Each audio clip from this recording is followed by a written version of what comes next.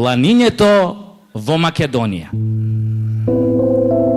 Јас сега ќе ставам рака вака у джеп, малце за да личам на Раде Шербеџија, за побрзо да ве шармирам.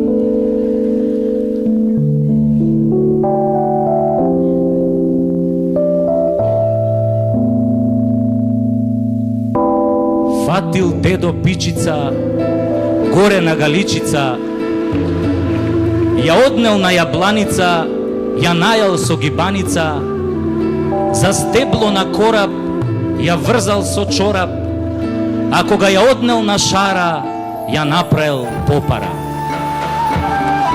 Добра песна, Вегаја. Чек, чек, чек, чек, има уше. Како радеше реče? Штом дедо боцна путена шара, тргна веднаш кон Солунска глава, да наостри долга ашима здрава, на девица росна да е го клава. Па на вардарот слезе спотнат и стресен, виде момиче со струк тесен, ја истресе дедо одгашти сета, кон гола клетна да вјане селанка клета. Но попат скршна кон славното ниче, да сретне кршно моме хатиџе. Дедово изгледа работел по рамковен. Процентуална застапеност, соживот, релаксирани меѓуетнички односи, али да видиме што се десило со хатиџе. Хатиџе пишти, моли и гребе, остај ме дедо да дојдам на себе. Па дедо ја смени со висока слаба, крај студен поток на планината Баба. Зеде дедо двоглед во рака, да најде дунде што му се сака, па на беласица ја виде оно јоко, смежурана грда и со едно око. Море дедо, рече Јоко, жена бев на Ленон Џон, ако ми го клаваш, клај ми го без кондом.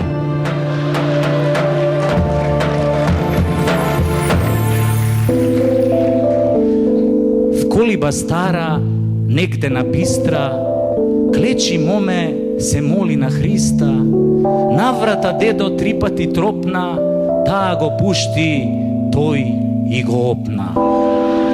Бискотници се слушна од Галичник до река, над Велестово стојна деда го чека.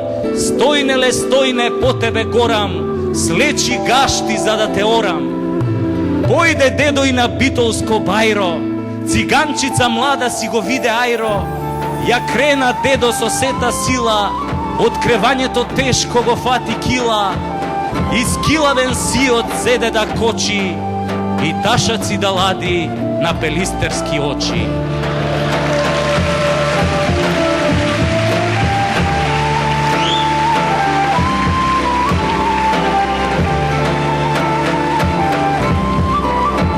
Јака песна, образовна, чиста географија.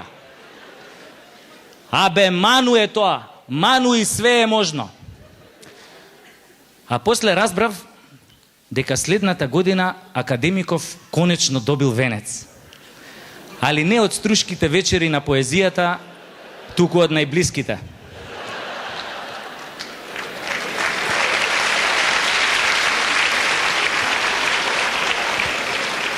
И така јас сега чекам на шалтер да се вратам на причава со тоа мокраќата, која пред мене една артифицијална плавуша дојде на тазе од Скопје, од некој свирипичин, од Долнодупен или може од Куратица, не ја прашав.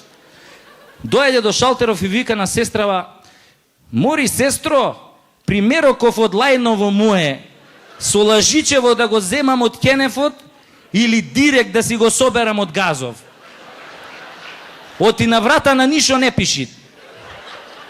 А оваа сестрава ја гледа као да добила прашање за $1.000.000 и вика: "Гледај да си го земеш директ од Газот, ич да не му ја мислиш." И у тој хаос така ја доаѓам нели на ред. Да, мокраќата, ови одма ми земаа бриз крв што требеше таму, ми даваат бројче и ми викаат: "Ке доеш по резултатите у петок меѓу 1 и 2. А лал да му е, бе, викам, кој го смисли ова зимање резултати меѓу 1 и 2?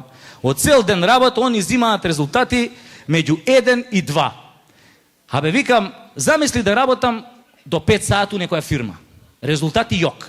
Замисли да работам у некоја, да кажеме, владина институција, да кажеме у Министерство за здравство. Тамо се работи до 7. Која ја ќе земам резултати? Никојаш. И ја така се нервирам и ми текнуе. Викам, ова зимањаво резултати меѓу 1 и 2 е сигурно усогласно со новите реформи у здравството. Нема губење работни часови. Меѓу 1 и 2 си на пауза и тогаш одиш на шалтер, нели да си земеш резултати од мокраќа.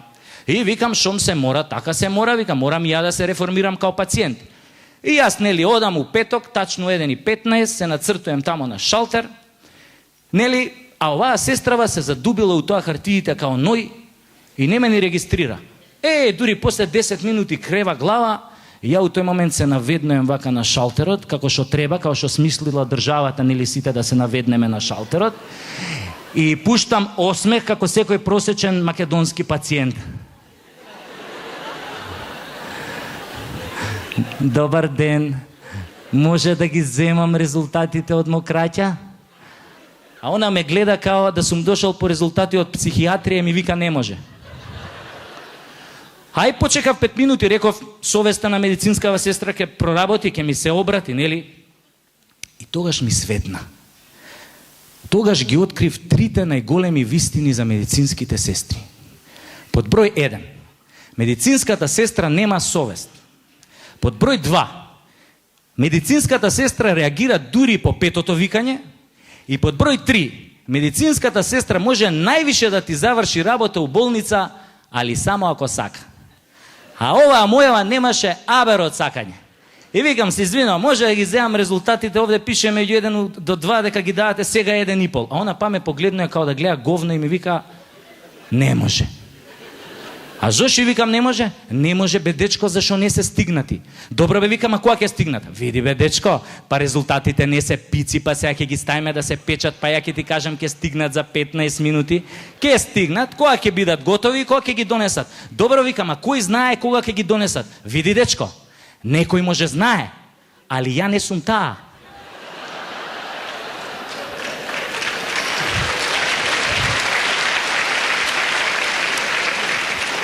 Па добро бе, викам, зашо сте напишале тогаш дека давате резултати меѓу 1 и 2? Така бе, дечко, ние даваме резултати меѓу 1 и 2, ама ако се стигнати и ако ги донесат. Кога не се стигнати и кога не се донесени, ќе си доеш следниот петок од 1 до 2.